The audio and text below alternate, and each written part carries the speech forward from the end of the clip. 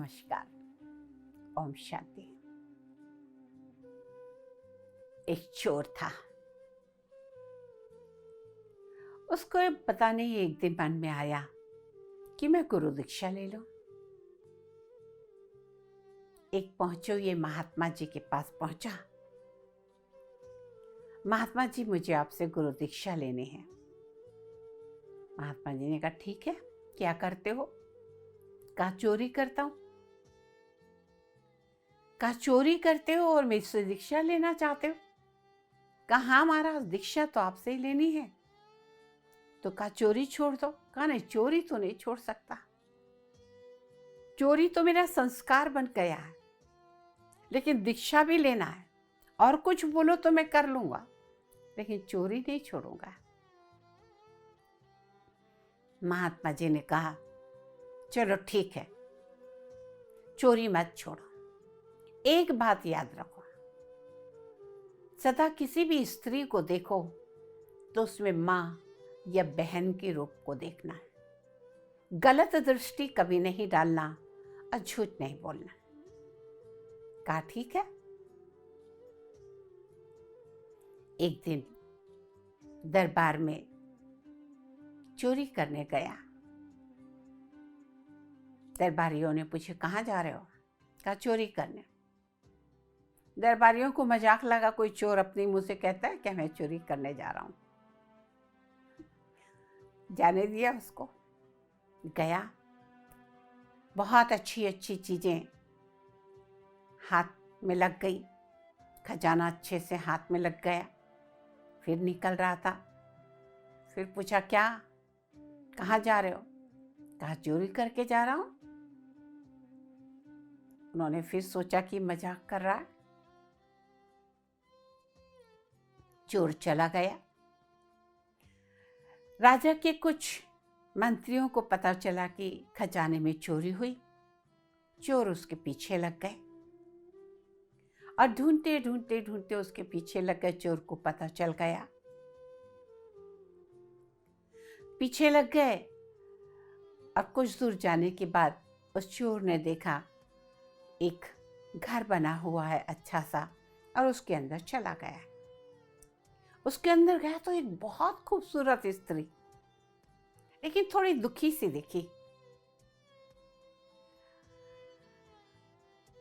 गुरु की बात याद आई। पहले तो उसकी सुंदरता देख के थोड़ा सा अच्छा लगा, लेकिन फिर याद आया, किसी भी स्त्री को देखना तो उसमें माँ या बहन को देखना। वो स्त्री कौन थी? वो स्त्री उस राजा की ही त्यागी हुई पत्नी थी। त्यागी हुई यानी जिसे कोई संतान नहीं हो रही थी, तो राजा ने उसे एक दूसरा घर बना के दे दिया था और वहां वो अकेली रहती थी। परित्याग किया हुआ था कि ये मुझे संतान नहीं दे सकते। उस स्त्री ने इस नौजवान खूबसूरत चोर को देखा। उसने कहा कि मेरे पीछे कुछ लोग लगे हैं, मुझे कुछ समय के लिए यहाँ छुपने दो। कहाँ तुम छुप सकते हो, यहाँ रह सकते हो, लेकिन मेरी एक इच्छा है, मुझे एक पुत्र चाहिए। क्या तुम मेरी इच्छा पूरी कर सकते हो? चोर को याद आया, गुरुजी ने कहा था, किसी भी स्त्री को देखो तो उसमें माँ या बहन देखना है। वो सुनते पर उसके रोंगटे खड़े हो गए। उसने कहा, माता जी क्षमा करिए, मैं आपको बेटा तो नहीं दे सकता, लेकिन मैं आपका बेटा बन सकता हूं। चाहे तो आप मुझे अपना बेटा बना लीजिए। मुझ में तो आप में मां दिख रही है। और उतनी देर में सिपाही ढूंढते ढूंढते वहां पहुंच गए और उसको पकड़ लिया गया, दरबार में ले जाया गया। राजा ने कहा,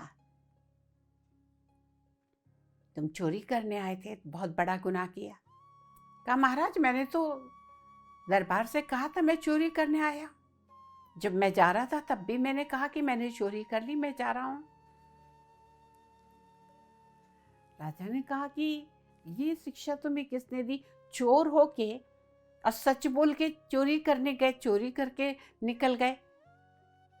कहा कि मैंने अपने गुरु को किया है। कहा चोर और उसके गुरु? कहा हाँ महाराज, मेरे गुरु है। दो ही बात कही, एक सच बोलना और दूसरा किसी भी स्त्री में माँ बहन को देखना।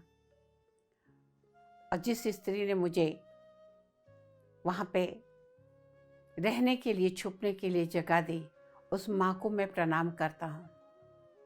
और उसने ये भी बताया, महाराज मेरे गुरु ने ये भी कहा था, किसी भी स्त्री में माँ या बहन को देखना। मुझे उन्होंने कहा था, सारी बात बता दे। और राजा ने सुन के उसको कहा, धन्य है वो गुरु, तुम जैसे चोर को इतनी महानता सिखा दी, इतना बड़ा ज्ञान दे दिया। तुम तो चोर नहीं हो, तुम तो विद्वान बन गए। और हे बच्चे, आज मैं तुम्हें अपना उत्तराधिकारी घोषित करता हूँ। और महारानी को भी वहाँ से महल में ले आए। एक चोर भी अगर सत्य बोलता है, एक चोर भी अगर स्त्री को सम्मान देता है, तो वो एक राजकुमार बन सकता है, एक राज्य का होनहार राजा बन सकता है। अगर हमारे जीवन में भी हमारी आंखें दूसरों के प्रति सम्मानित हो, स्पेशली स्त्रियों के प्रति, क्योंकि आज हम देख रहे हैं दुनिया में, संसार में कितनी बातें हो रही है। वो एक रावण जिसके 10 सिर थे, 20 आंखें थी, उसने 20 आंखों से एक सीता को देखा। लेकिन आज तो 2 आंखों से एक एक रावण 20 सीताओं को कुदृष्टि से देखते हैं। आज समाज में ये जो कुछ भी चल रहा है, इस सब के पीछे कहीं ना कहीं हमारी दृष्टि का खेल है। जब आप किसी मंदिर में जाते हैं, किसी मूर्ति को देखते हैं देवी की, तो आपके मन में कोई गलत भावना आती है? नहीं ना। तो वो भी तो कोई बहन, कोई माँ, किसी की पत्नी, किसी की कुछ ना कुछ है।